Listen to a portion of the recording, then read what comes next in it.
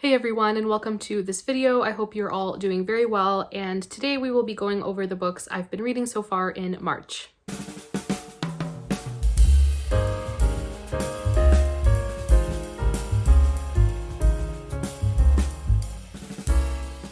March has been a pretty good month for me in terms of reading. I've read some really great books. I found a couple new favorites and I'm really excited to talk about them. And I hope that it's also been a great reading month for all of you. Please let me know what you've been reading. Have you found any new favorite books, new favorite authors? I would love to know. In terms of statistics, I did finish 6 books so far. I'm also in the middle of several, so by the end of the month I'll have probably a lot more books to talk about. But I finished 6 so far up until the halfway point. I'm in the middle of several, and then I do have 3 books that I DNF'd as well. So I will quickly mention the DNFs, then move on to what I'm currently reading, and then discuss what I did finish so far. Let's go into the DNFs. This first one here, I'm honestly really sad about. I was really excited for this book's release, and I did pre-order it when I heard about it, and it just sounded like something I would really enjoy. I'm just so sad that I did not. And that book is A Lady's Guide to Marvels and Misadventures by Angela Bell. I do need to say though, the writing is really good. I think the writing is very immersive and fun and quirky. And this style of writing I feel would work really well for me in maybe a different genre, maybe a different subgenre. What didn't work for me is that this book very much has steampunk elements and vibes, and I'm not really into that.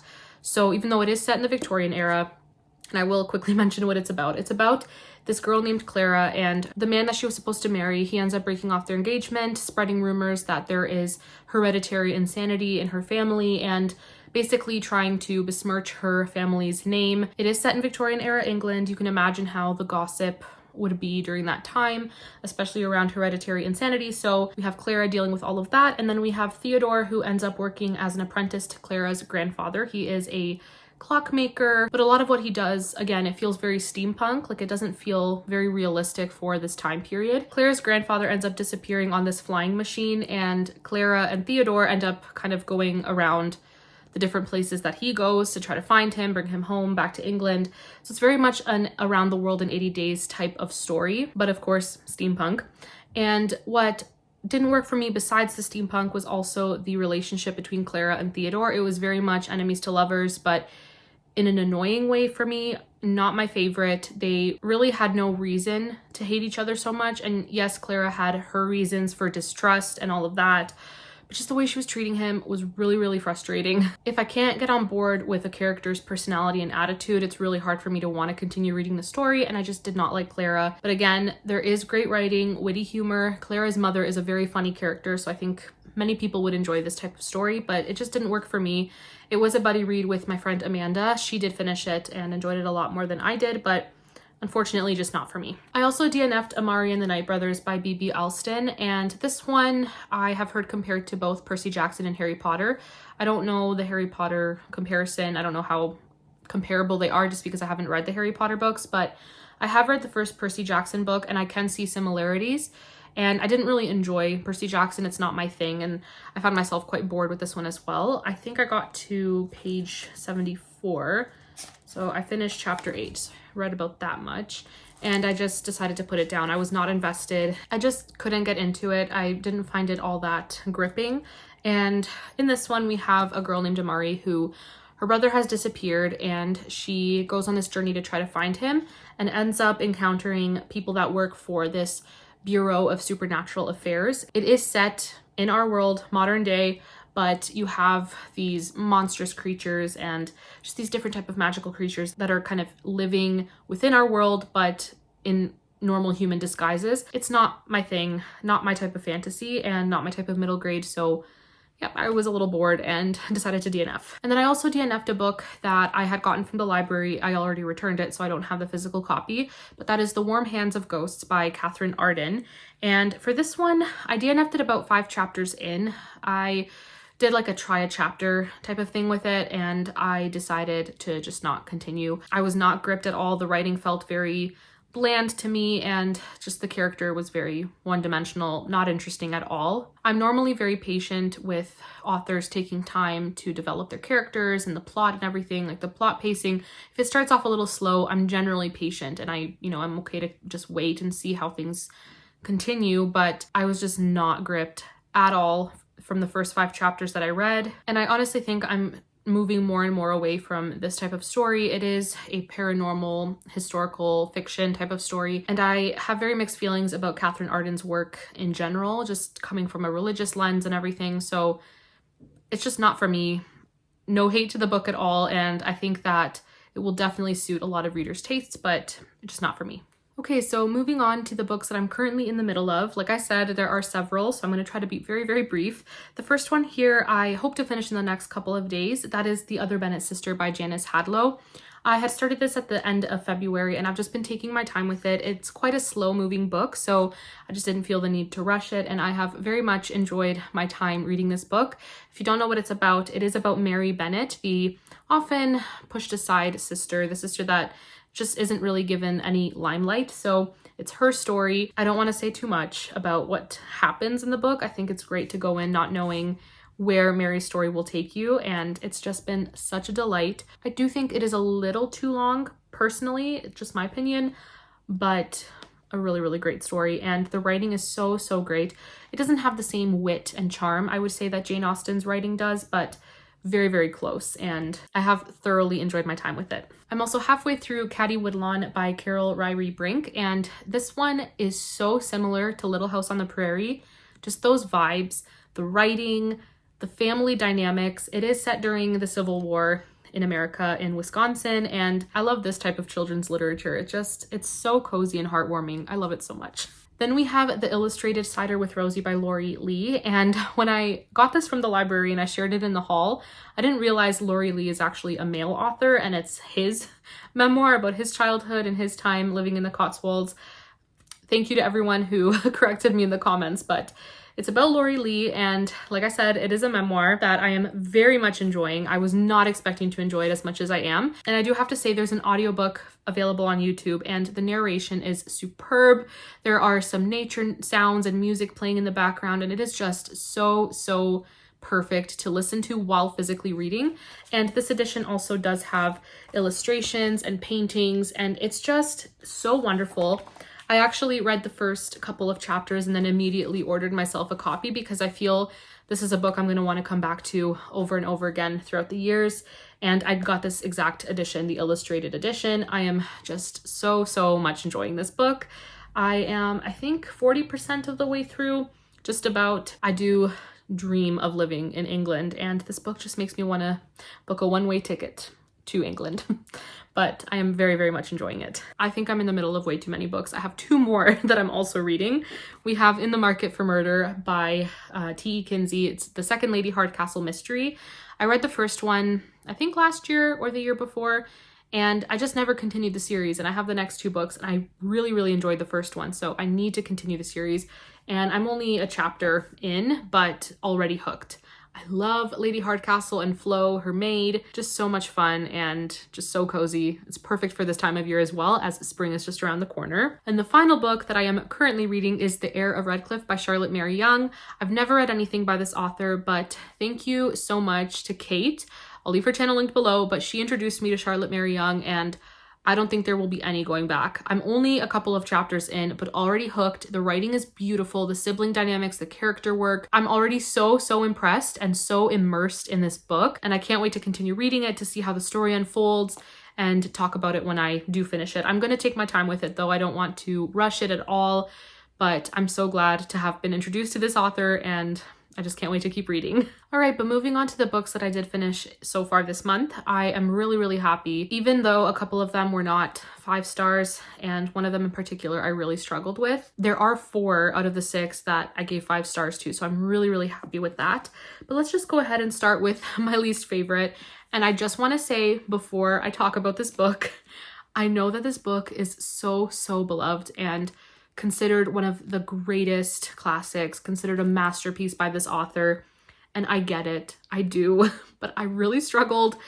I think for me as a reader and my tastes, it is way, way, way too long. But anyways, I'm talking about Bleak House by Charles Dickens.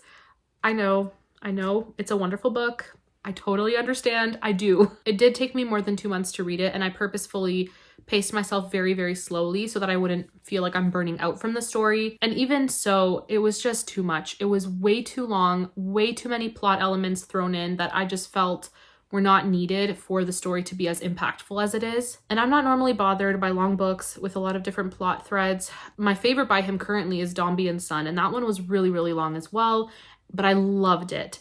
This one, on the other hand, was quite a struggle. It is bleak. It's a bleak book. It does have some beautiful moments, but it was still such a struggle. The central plot line to this book, it is a court case, Jarndyce versus Jarndyce, and it's been years and years and years of this legal battle that's affected so many people within this family. And this court case, it's just dragged on and on and on, and no one really even knows what it's about, what it's trying to do. It's very confusing to all involved. But one of the main characters, we have John Jarndyce, and he is involved in the legal battle, of course. He ends up taking in 2 wards of Chancery. They are also part of this legal battle somehow. They're 2 cousins, Ada and Richard, and he takes them in, as well as a girl named Esther Summerson to be Ada's companion and housekeeper at Bleak House, which is where John Jarndyce lives. That plot line is all through Esther's perspective. It's in first person, so we really get inside of her head. Esther was also orphaned as a young girl, and she doesn't really know anything about her past, who her parents were, and things like that. So there's a whole mystery there.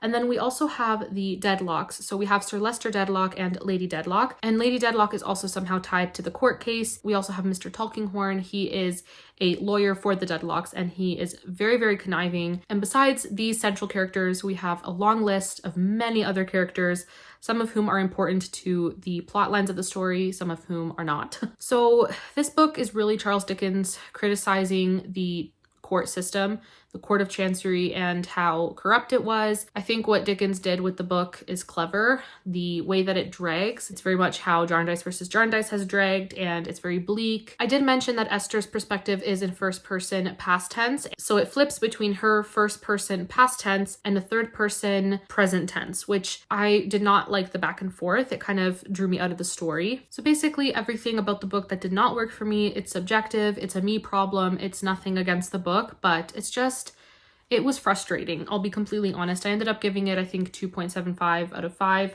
rounded it up to 3 stars. I did really, really love Mr. Jarndyce, and I loved his interactions with Esther and with Ada and Richard.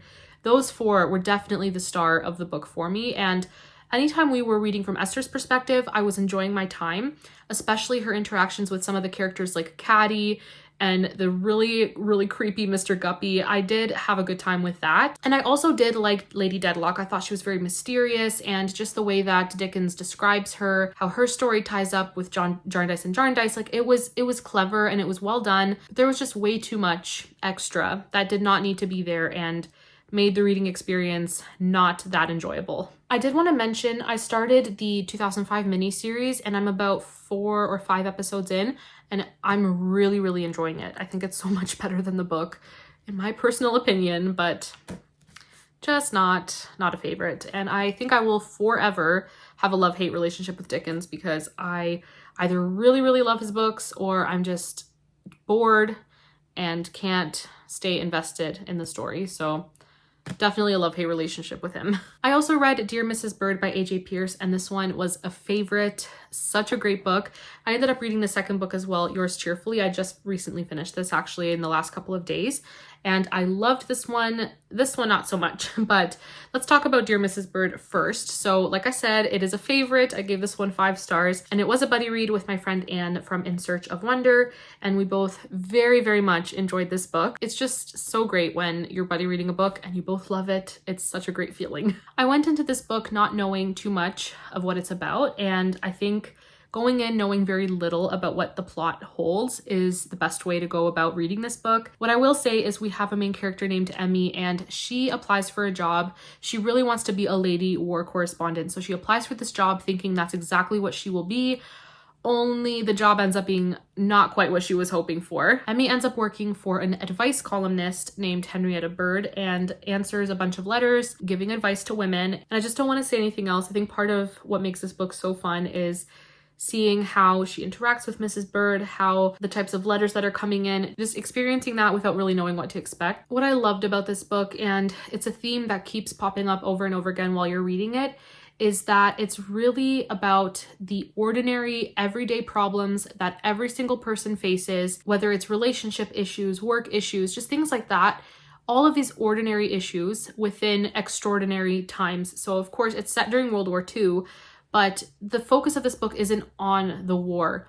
Even though there are elements that deal with the war effort, it's not where the focus is. The focus is on relationships between parent and child, friends, romantic relationships, just the very ordinary, everyday problems that humanity has always faced within extraordinary circumstances. And that's why I loved this book so much. And it was so well done. I also thought the writing was so clever and just had a lot of English lingo from the 40s. And it was just such a fun book to read as well, but very hard hitting at times. It's very cozy and lighthearted, but with some gut punches. Definitely made me tear up a couple of times, and it was just wonderful. I think Emmy is such a strong main character without being perfect. She definitely has faults, and there are definitely a lot of consequences she has to face because she may have good intentions, but your actions will always have consequences, whether you have good intentions or not. And it was just wonderful. I would highly recommend this book, big 5 stars. Unfortunately, the second book, Yours Cheerfully, I only gave 3 stars. It was not a bad book. There were definitely some very sweet moments that I enjoyed reading, but this one, well, it does continue from the first book. In the first book, a romantic plotline is introduced. Not a lot of development with it. It wasn't the focus of the first book. It does become more of a focus in this one, and I did enjoy that element. But in this one, and I don't want to spoil anything from the first book, so I can't say much, but Emmy's role kind of changes. And this one just deals a lot more with Emmy's career, which is fine, but not really all that interesting to me personally. There were some side characters in this book that really did capture my heart, and the beauty of motherhood is really expressed in this book. It was beautiful. I thought that was really well done, and especially with the war going on and how many women had to be at home raising their kids while their husbands were off fighting, but they also had to somehow make a living. So they were working with young kids, and it was not easy, but I think the author did such a great job of discussing that. But I did find the book to just be a bit of a slog. Overall, the pacing was very slow, and I do think the first book could have been great as a standalone, but this just was not for me, and I don't really have any interest in picking up the third book, but I still would highly recommend the first book, Dear Mrs. Bird. It was wonderful. The next 3 books were all 5 stars, which is wonderful. The next one is Elizabeth and Margaret, The Intimate World of the Windsor Sisters by Andrew Morton. This one I actually listened to completely on audio, and while I do listen to a lot of audiobooks, I'm usually always reading physically at the same time. But this one I only had access to the audiobook, so I listened to it, and it was so fascinating. I will say, I think you have to be really interested in Queen Elizabeth, Princess Margaret, the nitty-gritty of their lives and everything. You have to be really interested to enjoy this type of book. It did kind of feel at times like we were listening to someone gossiping about them, almost like giving us an inside look into their lives and everything from when they were young girls up until, adulthood and when Princess Margaret passed away. And it was just the type of nonfiction that I love. It was so good. It's really nothing unique in the way that it's written. It's very much a biography, but I've always been so fascinated by Elizabeth and Margaret. I don't know why, but I'm just so interested in their lives and their relationship with one another, with their parents, with those around them. It was so interesting, and I do recommend the audiobook for sure. It does kind of go back and forth between discussing Margaret and Elizabeth. It'll kind of discuss them together, and then it'll go back to, just talking about Margaret for a chapter, just Elizabeth.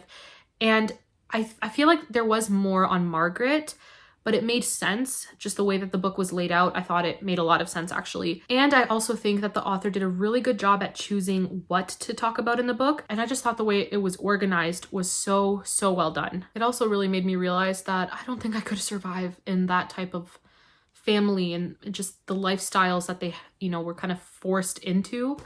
It's kind of crazy, but so good. Would highly recommend. Next up is a new favorite middle grade that I ate up. I read this in one sitting and I just could not get enough of it. It was amazing. And that is A Kind of Spark by Ellie McNichol. This is hands down one of the best books I've read. And it's very short. I read it in one sitting. The writing isn't really anything super special, but the punch that it packs, It was wonderful. So this one is about a girl named Addie who is autistic, and in school, her teacher basically goes over the witch trials that had happened centuries earlier in Scotland, as that's where Addie lives. And she really realizes that these women were accused of being witches when the majority of them were not, and they were tortured and killed all because they were different, and they were different than the societal norm.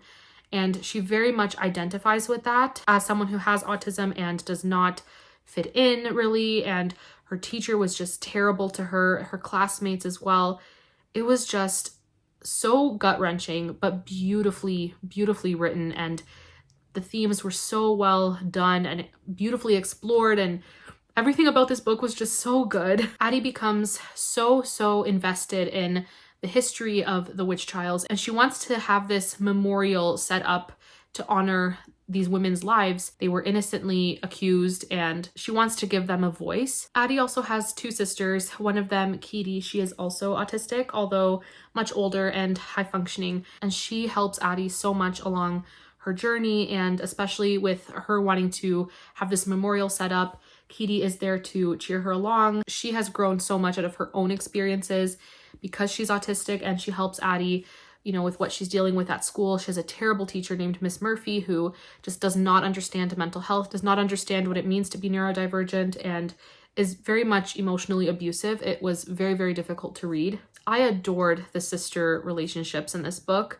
I also really love how the parent-child relationships were portrayed. Addie does have great parents. They obviously are not perfect, and I appreciate that they weren't portrayed as perfect, but it was just beautiful. The family dynamics were beautiful and so realistic. I loved this book, would highly recommend it for all ages, middle grade to adult. It's such a great book. And last but not least, another favorite, another 5-star, and a new favorite Agatha Christie book.